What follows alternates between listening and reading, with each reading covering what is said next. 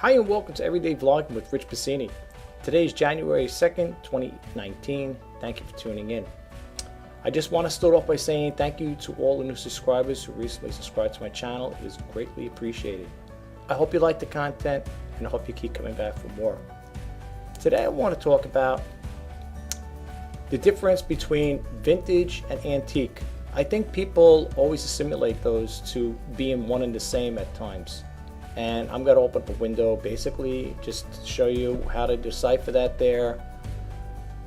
Through age. That's how they usually do it, of course. And I'm going to take you to that site there so you know that I'm not just throwing this out there. And I also want to talk about, there's another website. It's about a total of 5 pages, about 30 collectibles that are now considered worthless. Again, I'm not making these things up. This is just what I go by reading from doing my own research. So I want to share this information with you. And lastly, I'm going to do a little brief reseller news. And there's a web page called the Counterfeit Report. And I want to take you to there. I want to explain a little about it. Maybe you might want to check into it as well. So without further ado, let's get right to it. Okay, well here we are. We're at the page here. I just did a basic Google search. At what age is something considered, at what age is something vintage? And it goes on to say here, an item should be at least 100 years old to be defined as an antique. And then it goes on to say, generally speaking, if the item is no older than an antique but less than 20 years, it falls under the term vintage. I've heard this term, true vintage, as being at least 50 years old. And if you want to expand a little more on this here, folks, you could just click down here, because it says over here, it says people also ask this information. It'll tell you what age is considered, is something considered vintage. It'll tell you what makes something vintage, what's the difference between antique and vintage. You could read a little more about it. The reason why I'm saying this is because I think a lot of people, even like when I talk to my relatives sometimes, for those who may not be too familiar with it, they always, I think a lot of them think that vintage is the one that's 100 years old, and it ain't. It's the antique is what's considered. That's how they define it, as an antique is 100 years old. And of course, vintage is over, 20 years plus. That's how I look at it. So if you have items that you sell on eBay or however if you're an auction person, like you do auctions or whatever through your own siting or whatever, just bear that in mind, so people will know what you're talking about. Because if you get somebody that knows it and you're saying something's an antique when it's only a vintage item, it's not going to do you any just. So I just wanted to clarify that really quick here. This is the information I put out there. And again, because I heard people always getting those two a little confused. Well, they think they're one and the same, and they're not. So even though it's different wording, antique and vintage, I'm talking about the year-wise. I think people think, they both relate to 100 years or older. So that's why I wanted to clarify that there. So I just wanted to share that little news with you. Now what I want to go into is, and by the way, you could just do a Google search on that there. So there's really I don't have to give you a URL on that one. But the other ones, I will give you the URL. This is the one I was talking about, folks. This came out. The URL for this is www.msn.com. And it's got a whole array up here. I'm not going to say all this here because I'll get tongue-tied by the time I get to the last part of it. It's just what you want to look for is 30 collectibles that are now worthless. Okay, this was put out 1 day ago. I would have gotten it out to you sooner, but doing this and keeping up with the YouTube channel and everything else in between, it's a little hard for me to always get things on that specific day. So anyway, I'm going to click on the slides here. It's got 31 slides here, and I'm not going to expand too much on this here because, like I said again, this will give you an idea of what maybe you might have things around the house that may be thinking they're worth something, and then you might later on find out they're not, as much as you may think they're worth a certain amount of money, and you're going to find out later on they may not be what you want. This one here, I can't really find it. It looks to me like a Hummel. I'm looking over here, but I'm going to read this here. Collect calls. Says many of us holding on to things for years, sometimes decades, believing our treasures are well-considered purchase made for investment.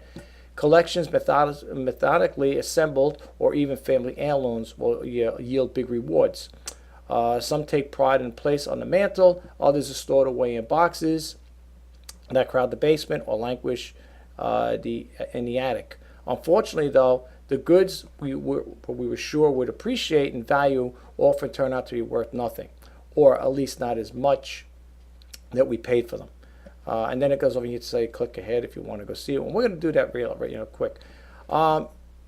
This one here, I don't know. It doesn't really say if it's a Hummel. I would think it looks like a Hummel. I could be wrong.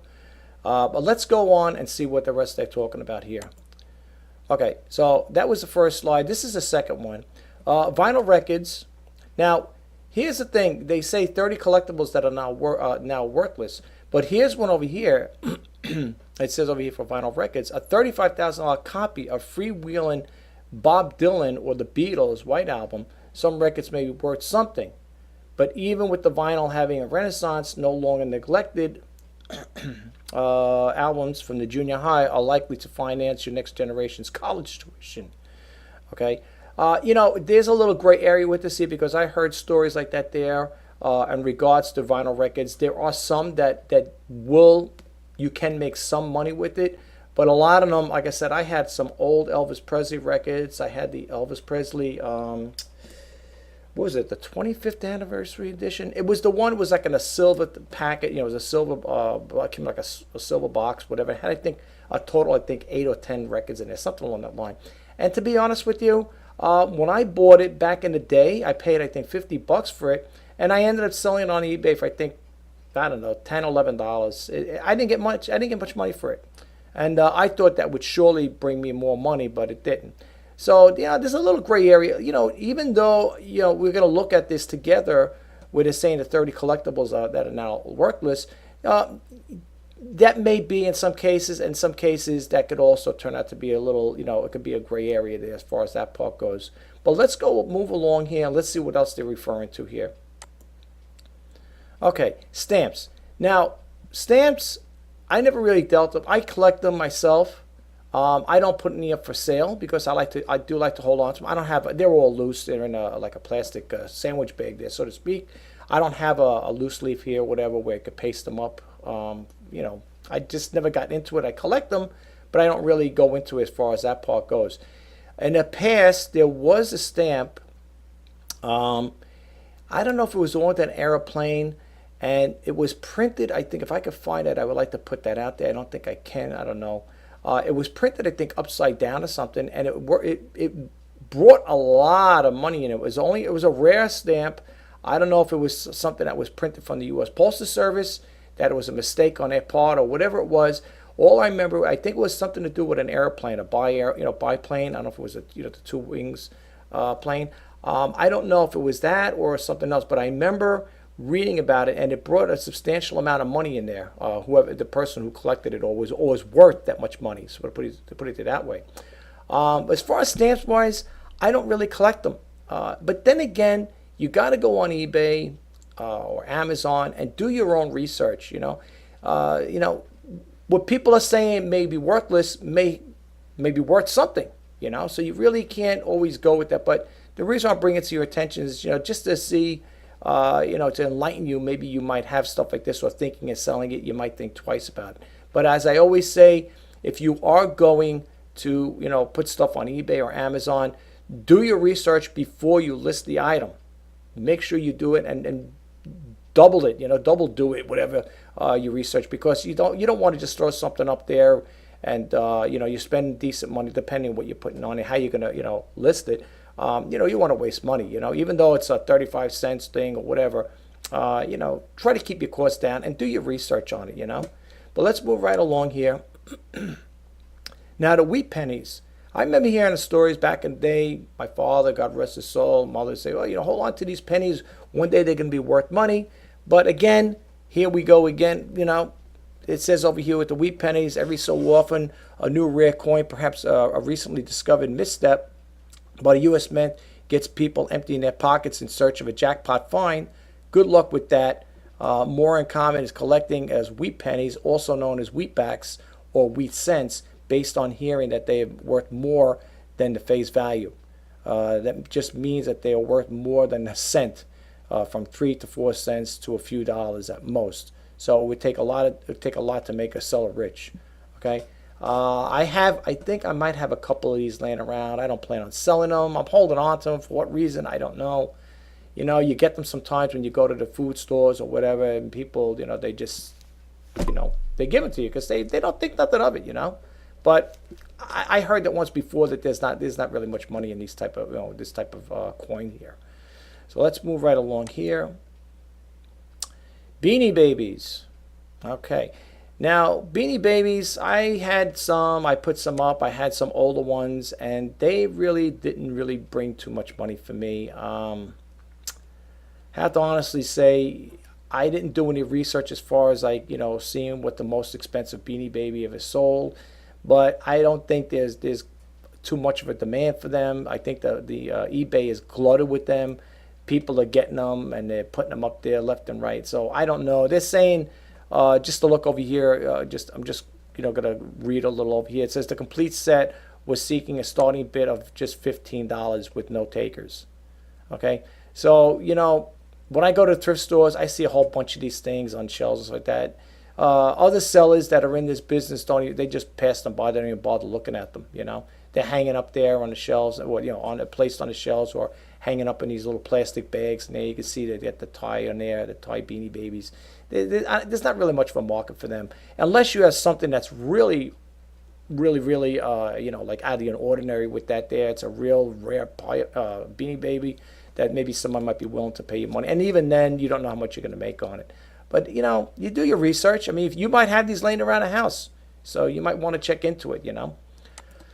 Okay, Happy Meal toys.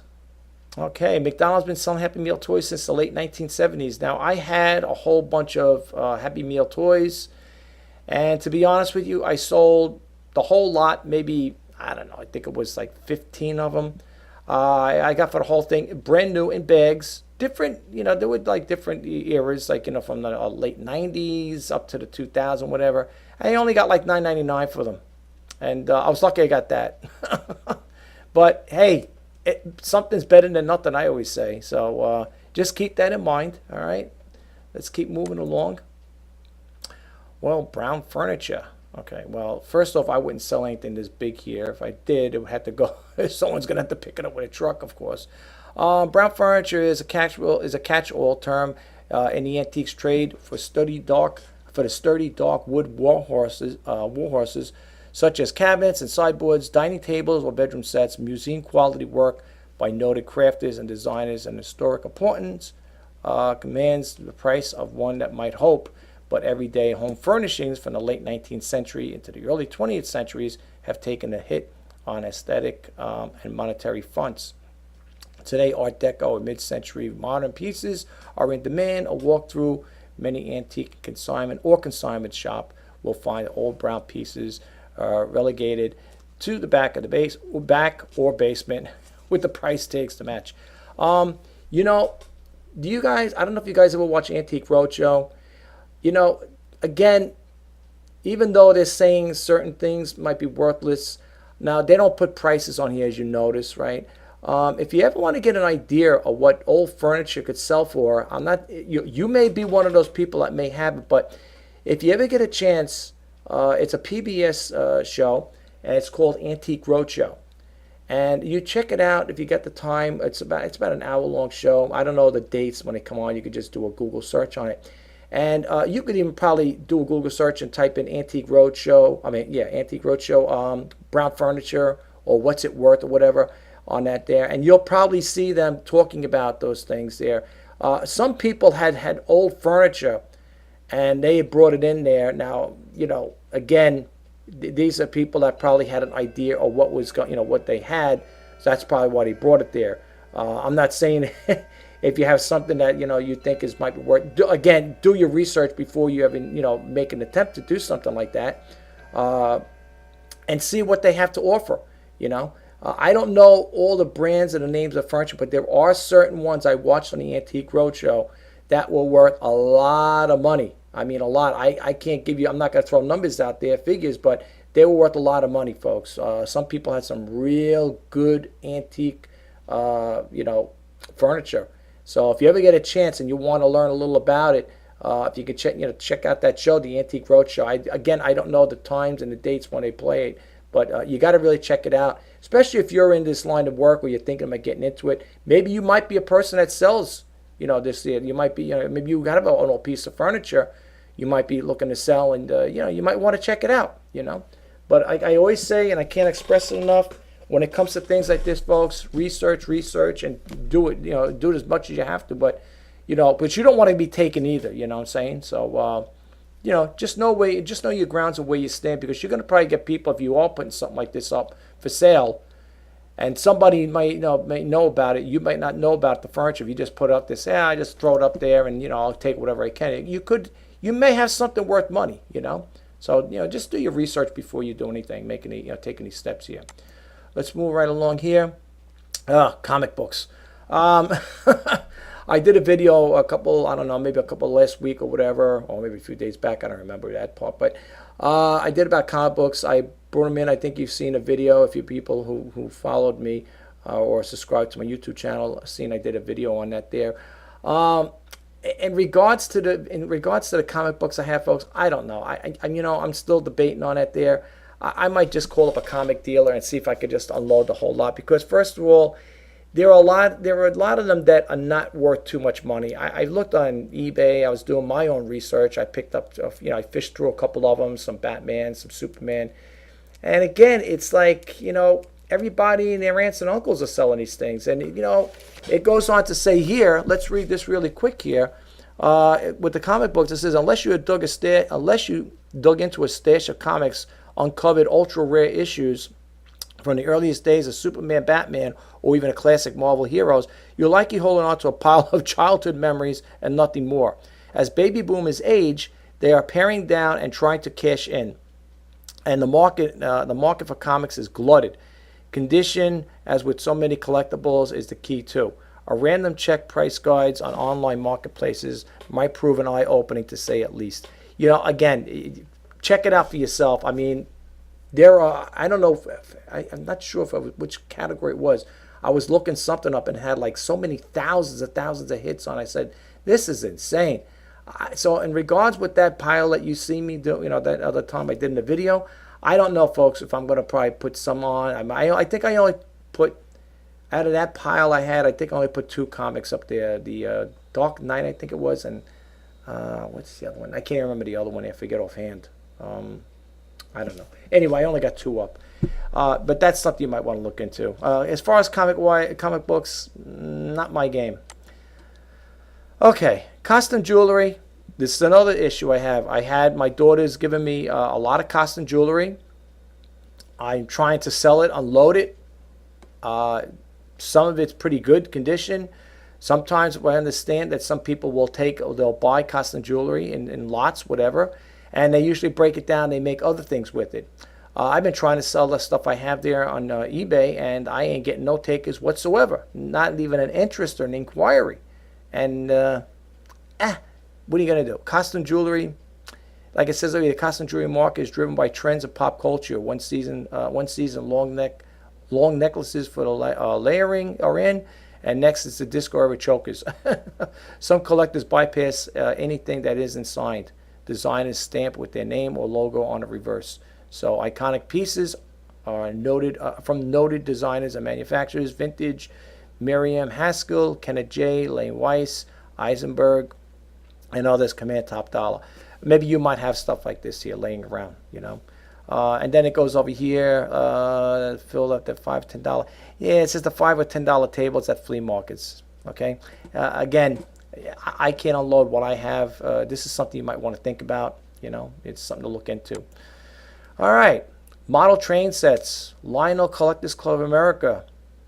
It says, that old model train may not have been on the underside of a Christmas tree in years, but it was made by Lionel which has been producing model trains for more than a century.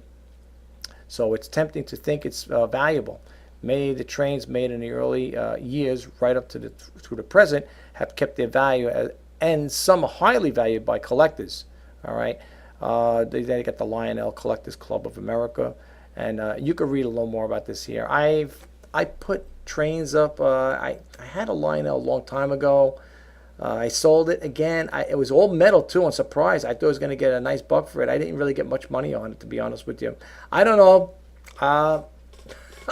Maybe there is some validity with this particular website talking about, you know, certain things that were useless. I don't know. I always thought with Lionel it was a sure thing that you can make money with it, and I'm sure you still can, folks. You know, like I said, I didn't write this story. I'm just sharing it with you guys.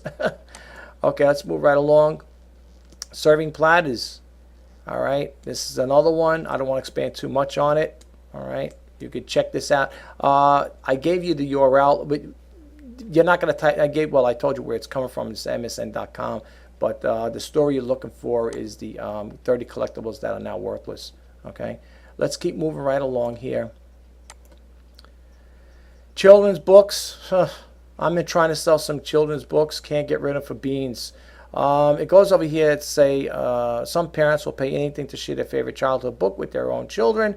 There are also collectors who collect the books for their covers or to frame pages for a decorative purpose. Last year, two first editions, a copy of Dr. Seuss' classic Green Eggs and Ham from the 1960s was selling for $4,750 and $3,500 on Playbills.com. But those features, what does this mean? Oh, we go. But those featured quite specific qualities, most like matter to just rarest collectors. Yeah, I have some kids' books, but they're not Dr. Seuss, of course, and I'm trying to get rid of them. It's pretty hard sell too, as far as what that goes. You may have them. You may have that diamond in the rough, so don't dismiss it just yet. Okay. Precious moments. Yes, I heard about these here back in the day. Oh, precious moments. People say, oh, you got precious moments. They're worth a lot of money, Nah, not at all. Not according to this story here. It says precious moments, bride and groom sets made good wedding gifts and keepsake cake toppers going on to take pride of a place, the new couple's first home. A recent stroll through eBay found many have the provoked nostalgia, but not envy. As far as an example, 1970, the Lord Bless You and Keep You, billed as rare, was listed for just $8.50. Okay, so if you go into your local thrift store and you see these things, folks, if you want to buy them for yourself, that's one thing. Me, if I see them, I'm going to pass them right by. I heard that once before about them precious moments and the other type there, you know, the Hummels. I heard those weren't too good either. Okay, Norman Rockwell collector's plates. Had one of these, tried to sell it, couldn't get rid of it for beans. Had it down, I think, for $19.99, dropped it down to $9.99, couldn't get rid of it. I don't know if I'm going to donate it or not. I think I might have it still laying around somewhere, maybe the eaves or whatever. I'm not going to hold on to it. Can't get rid of it. You know, it says over here, what do you call it? Let's see what they say here. I don't want to read the whole thing. Styrofoam certificates with authenticity. Yeah, sell for less than $50. You know, rockwellplates.com. If you have them, you may have better luck trying to sell them. I had a couple of them. I didn't do good on it, so later with that. But I just, like I said again, I just want to share this with you guys. Okay, Cabbage Patch Kids. Okay, now I could attest to that. I got two of them right now up there, I think for $19.99. Ain't going nowhere, folks. They ain't going anywhere. They're sitting there. So you may want to, if you have and you want to take a chance on getting rid of them, that's totally up to you. But I can't get rid of the ones I have. If you're interested, you can check it out. They're on eBay. It's, I think, 2 or 3 of them I have, something like that there. Hard sell, folks. Unless they're probably signed by Xavier Roberts, the guy who created it, and I mean it's got to be authenticated. If it's his hand signatures on it, maybe if he signed a doll or whatever, maybe it might be worth money. I don't know, but otherwise, if I see these all the times in thrift stores, I pass them right by. So if people sit there telling you, oh, they're worth money, do your research and you'll see how much money they're worth. Believe me, it's a farce. Okay, let's move right along here. Vintage college pennants. I don't really deal with pennants. I'm not too familiar. I mean, I know of them, but as far as how much they're worth. It doesn't seem like it. Just looking at taking a quick glance here, it's only $15 over here, on eBay. So I don't know. Sometimes people tell you, oh, if you get these vintage college pennants, they might be worth money. I beg to differ with certain things of this nature. I don't always look at, when I hear other people talk about certain things that they may be worth money and stuff like that, unless the person is really, professional, that's into like selling on this stuff here, and they know all the facts, and they know the history of certain topics and stuff like that with things when it comes to, merchandising and stuff like that, or antiques or vintage items. I really don't get too involved with that issue. Like I said, again, me personally, because I hear too many different stories, from different people saying, and everyone's staking their claim. Oh, I did this, I sold this for this. You may have had that. You may have had the right buyer at the right time. The timing was probably good. You might have been one that had a rare one, or maybe one that maybe you're the only one at the time selling it, before other people started putting it up there, and the buyer seen yours first, and they took a chance and they bought it. But for the most part, I beg to differ with a lot of people that say they know a lot about selling things, because, like I said, what sells for one person may not sell for you. So you gotta, like I said again, it's all. I just say, like, I'm gonna tell you, you're gonna hear me repeat it. Just do your research, folks. That's all I can tell you. When it comes to stuff like this, do your research. Okay, that first one we seen. Remember I was telling you I didn't know what it was, but I had a general idea it was a Hummel. These things here. Look at this one here. I'm not gonna read the story. I'm just going to jump right to the bottom. Village boy holding a basket was listed on eBay for $1. Okay. Now back in the day. Now, if you bought Hummels, I don't remember exactly, but I know there were a lot more than $1. I'm talking about if you bought a brand spanking new. I don't know exactly the prices on it. I never bothered to do research on that part. But I could tell you, I know there were a decent price going, when you want to buy these things. My sister's got a whole cabinet full of these things. She loves Hummels, but and she's like, oh, I go, would you ever want to get rid of them? She goes, no, I love my Hummels. I love them. I never want to get rid of them. There's no really market for them. I see these all the time at thrift stores.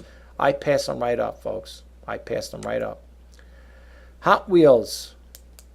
Another one. I remember reading a story about this. I don't know if it was on eBay Radio a long time ago. Some guy came on there on eBay. This is back, it had to be probably back in 2002, 2003. I heard the story. There was one particular Hot Wheels that sold, I think, on eBay. Now, if I'm wrong with the price, the amount I'm throwing out there, I'm sorry. I apologize. I know it wasn't $3,000. I think this specific Hot Wheel car, if I'm not mistaken, I could be wrong, went for $30,000. Again, I don't know which car it was, so if people are gonna comment, say, do you know what it was? Because I have a collection of Hot Wheels. I don't remember. Okay, I'm sorry, I didn't document it at that time. All I remember is hearing. I think I heard, if I'm not mistaken, my memory serves me right. I heard it on eBay. And supposedly this particular Hot Wheel, I think, if I'm not mistaken, sold for, I know it was either $3,000 or $30,000 was one of them.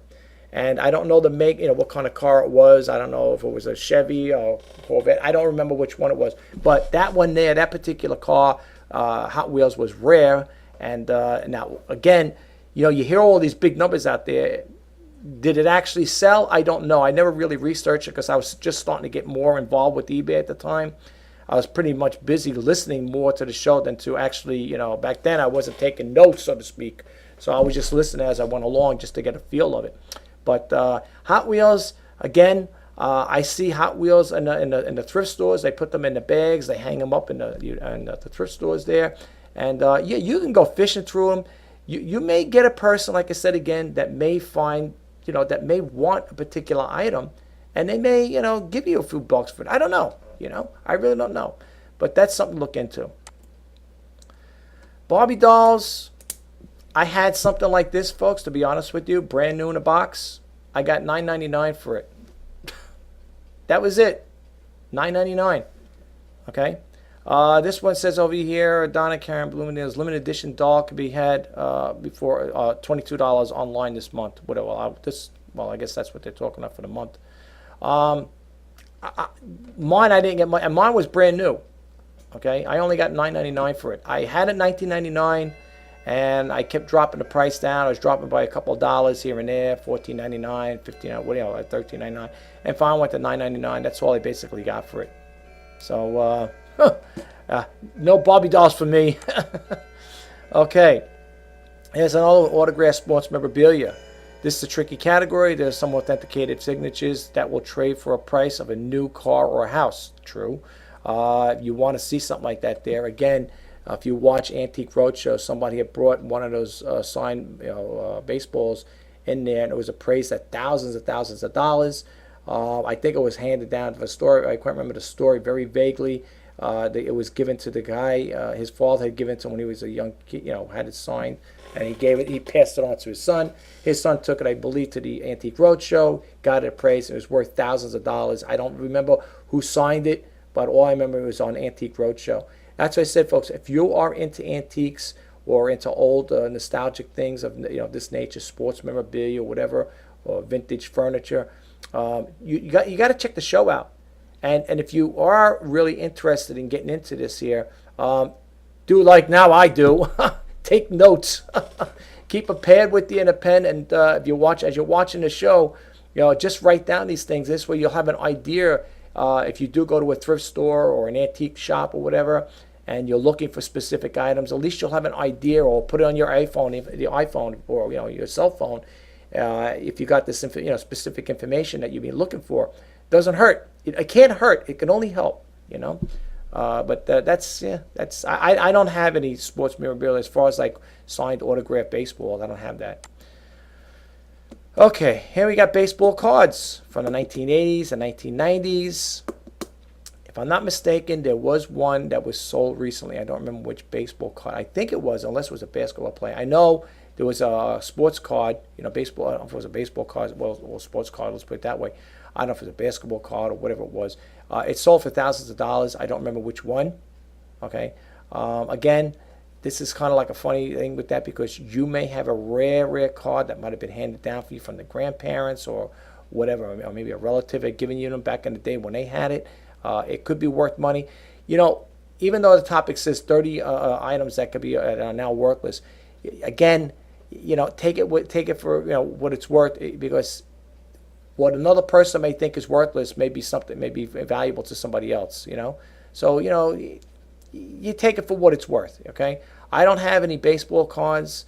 Back in the day, I did collect them at one point, and when you're a young kid, after you get tired of them, you throw them in the garbage or whatever, or your parents are doing spring cleaning, they ask you want this? Okay, they chuck it out. So I don't remember. If I had them, I probably did. I just don't remember. I wasn't a big baseball card collector, but maybe you guys might have some good stuff out there. You never know. Check it out. Can't hurt. Cookie jars. Okay, cookie jars. Andy Warhol, perhaps the world's most famous cookie jar collector, and his trove famously sold for an antique $250,000. Okay, well, $250,000 at Sotheby's. Okay, well, that's another story in the late 1980s, right? Well, if you have something like this here, maybe you get some bucks for it. You never know.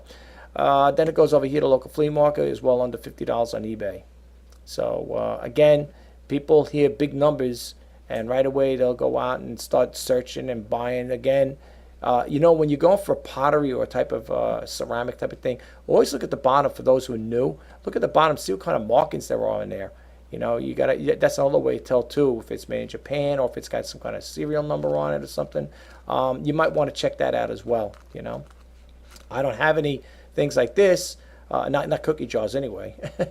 All right, let's move right along. Veneer Bells. If I remember myself, there wasn't really much money in these here. I had something like this here, something like that. It was a souvenir, but it wasn't I don't think it was a bell. It was something else. I didn't get much money for it. And I'm looking at the prices over here, really, quick. The bicentennial, I'm skipping a lot, folks. It says over here, the bicentennial today. You could travel the world through eBay, picking out the bells. From Mount Vernon for $4 to Hawaii for $6, Singapore for $5, or splurge on Liberace's $18 one. Not exactly world-class valuations. Well, what are you going to do? Let's move right along. Salt and pepper cats. How you like that? I seen something similar like this in the thrift store, but it wasn't with cats. It was two other figurines. I don't remember. It was a while back. Never thought about picking them up, But people may buy them, I mean, again, it's all a gamble. It's all a gamble, folks. What you're going to do with this stuff, it's all a gamble. I mean, I don't want to expand too much on each of these topics because it'll take too long here. What do we got? We got some more to go through here. If you see stuff like this here and you want to take a gamble at it, go for it if you feel up to it. But me, I pass these things up. Going forward, I'll be passing a lot of things up because, like I said, it's not making no cash right now. This is the vintage Playbills. I had one, but it wasn't for cats. It was another one. I don't remember what it was. I don't even know if it's sold or I just discarded it. I don't remember. Vintage Playbills.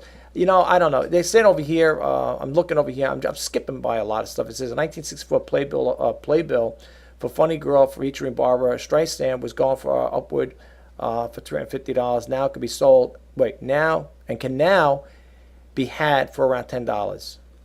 Okay, there are exceptions as always, but the collectibles may be the best value for the memories. So you see, it's got a trade-off. Everything's got a trade-off, right? Farm tools. One of my relatives, and I remember we seen stuff similar to this in the thrift store. And it's like, oh, you should pick that stuff up. There's a lot of money in old tools. There may be. I just don't want to deal with it. I wouldn't want to ship this thing out. Not that it's a big deal to send it out, but I don't want to deal with farm tools and stuff like that. But maybe you guys might have it. You might want to check into it. All right, let's move right along. Unremarkable vintage clothing. Okay, it says you're cleaning out grandma's closet and came across dozens of dresses. Unless they have designer labels back in the trend silhouettes or stand out in details in a pristine condition, you're basically looking at a pile of old clothes. Vintage collectors are ruthless when it comes to provenance and the condition. Therefore, before listing the 1950s prom was much more than $75, the going rate on eBay. All right. Carnival chalkware. I'm not familiar with this here. Carnival chalkware, if you guys are, maybe you are, kitschy carnival souvenirs were the darlings of the antique shops for ages. Chalkware, dogs, and QPs, particular interest. But these are easily dented and damaged at one-time. Prizes are no longer held in such esteem. It's rare that, for example, that fetches more than $25. But I tell you, every time I think about like old stuff, I walk around with even the people in the thrift store. They see something that's old, or they think it looks old. Oh, this is going to be worth money. This is going to be worth money. You end up buying stuff. You end up sitting on it forever. Yeah, I had to donate so much stuff to my church not long ago. Oh, yeah. Kinkaid. I just got rid of a Kinkaid thing. I think I only got, I don't know, $10, $15 for it. It was in a picture frame, too, like this. Nice. Wasn't much money, I know that. I see these in the thrift stores. I pass them up. I will not get involved with selling stuff like this here. As you can see here, it says now an old world Santa ornament can be found for $3 online, and a framed Springgate painting for $15. That's probably what this is, Springgate by Thomas Kinkaid. Yeah, $15. I think that's all I got for mine. Yeah, I come across these sometimes. I see them at the thrift stores. I pass them right up. Okay, Hess trucks. I had a whole bunch of these, a collection of these. My mom gave it to me, and I didn't no longer want them. I think I had a total of, I don't know, maybe 15 or 20 of them. I sold a whole lot, I think, for less than $100. I wanted to get rid of them because they were collecting up and they were up in the eaves. And I said to myself, I don't really have a really need for them. I got two girls, my daughter, but back then they were younger, and they could have played with them, but they don't play. My daughters are gonna play with trucks. So I had them sitting around the house. I thought they were going to go up in value, and I really didn't get much for them. But it says over here with the Hess Trucks reading on this here, as with so many toys kids loved and played with, the annual Hess Truck gift really leaving them untouched in the box. If you have the first one from 1964, when it sold for $1.39 and it's in pristine condition, the Antiques Almanac says you may be sitting on nearly $2,500. Okay, a quick check on prices mid-July. Though shows that since the dozens of models, especially from those from the 1970s there, sell well for under $40. There are plenty of hash collectors, but skyrocketing prices are not the norm. I seen stuff like this here too at the thrift stores. Again, just pass them up. This is me personally. I just pass them up. I don't bother with them. I mean, I seen a couple of people must have donated like maybe 5 or 6 of them, different styles.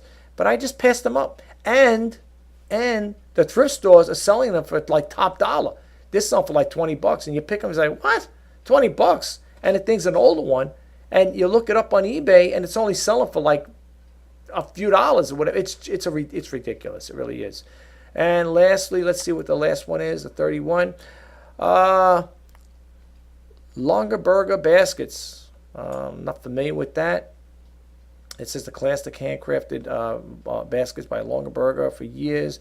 A company based distinctive baskets shaped in Building, Ohio. Typifies the collectibles market.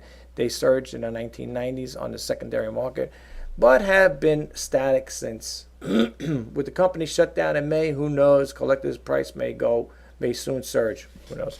I don't know, folks. Like I said again, this article here, like I said, the story you're looking for, you want to read more on it, expand a little more on it, get a little more information. It's 30 collectibles that are now worthless. Okay, so let's bump out of this one here. Let's bump out of this screen here.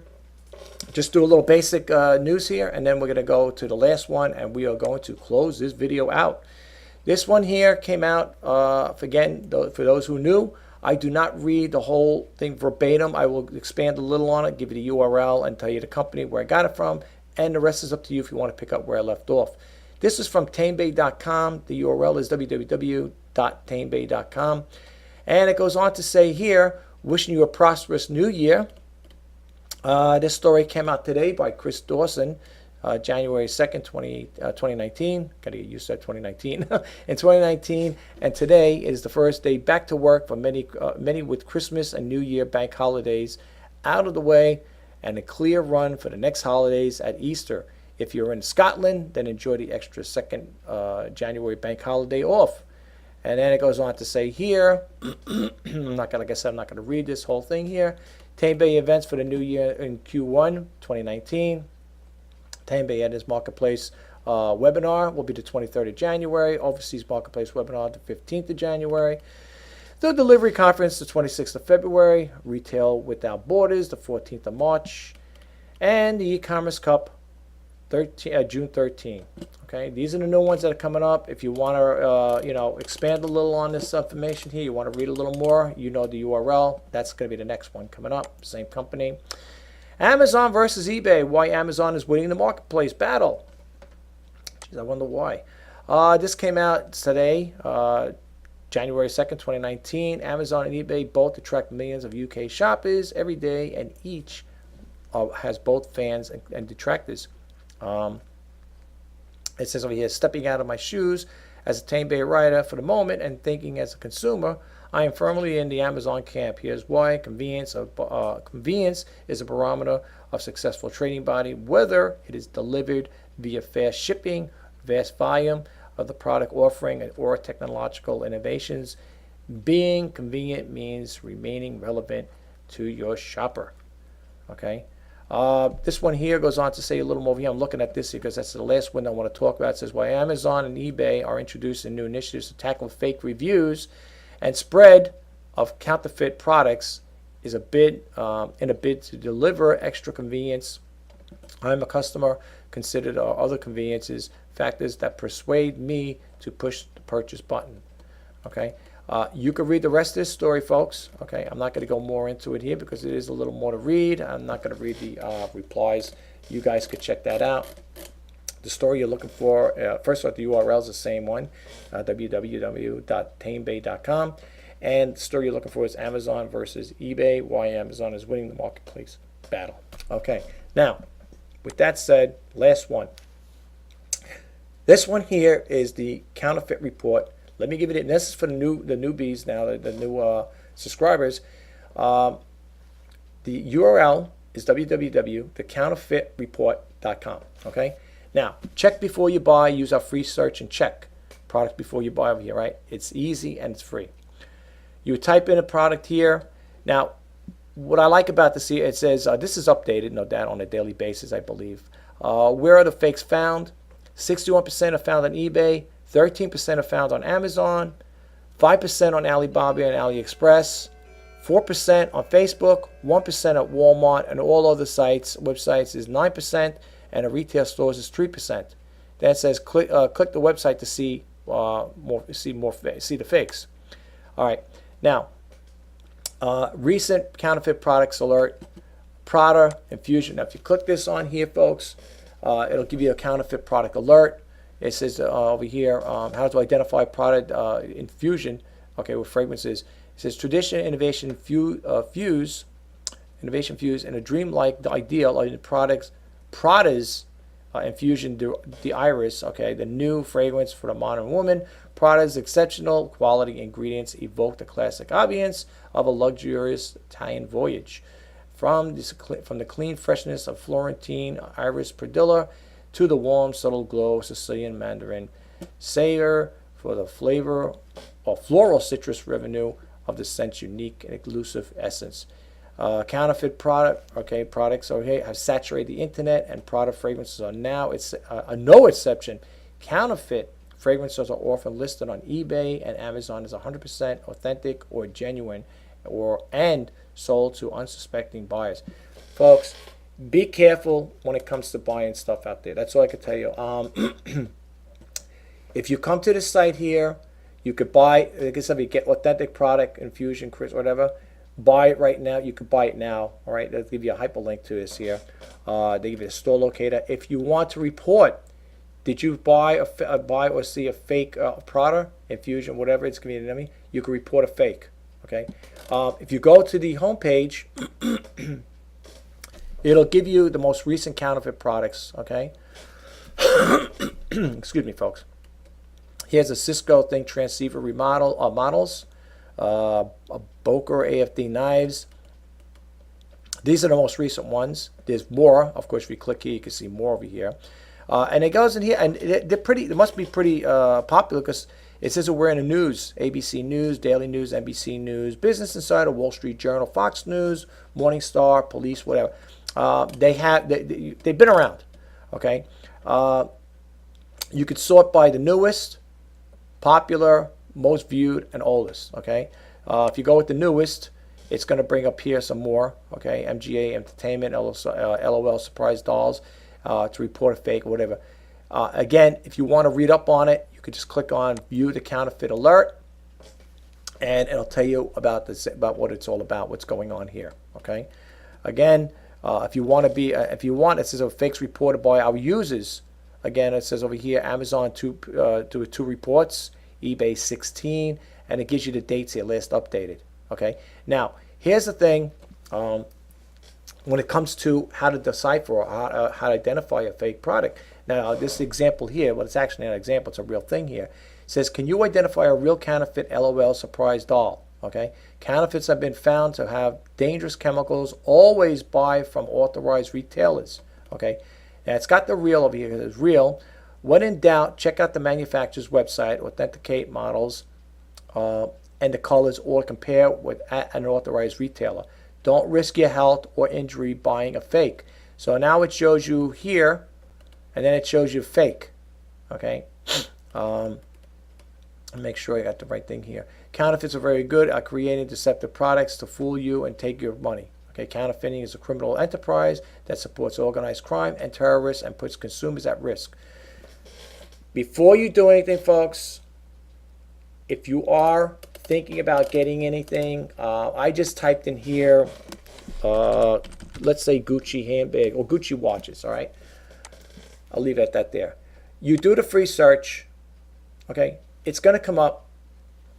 Don't be deceived by fake. Check the products before you buy. Counterfeit products hurt everyone. Okay, this is Coco, Chanel, whatever. All right, this particular one, they put the watches here. Okay, counterfeit products alert, Gucci watches. All right. Again, you know, this is the people who reported it by the users. All right. View reported fakes, and you can view them if you click it on. Site's got a lot of good information on it, folks. It really does. It's got a lot of good information. You can spend a lot of time looking at this here. Here's the counterfeit product alerts: alcohol, tobacco, animal, pet, antique collectibles, and so on and so forth. Look at this. Okay. If you're into electronics, you can click that on there. It'll take you to another page, and it'll show you the things that are there. Counterfeit product alerts, Lenovo travel hubs. It's got, look, it's got next page on here. It's got a lot. Check it out, folks. It's called the Counterfeit Report, and I'll do it one more time with the URL: www.counterfeitreport.com.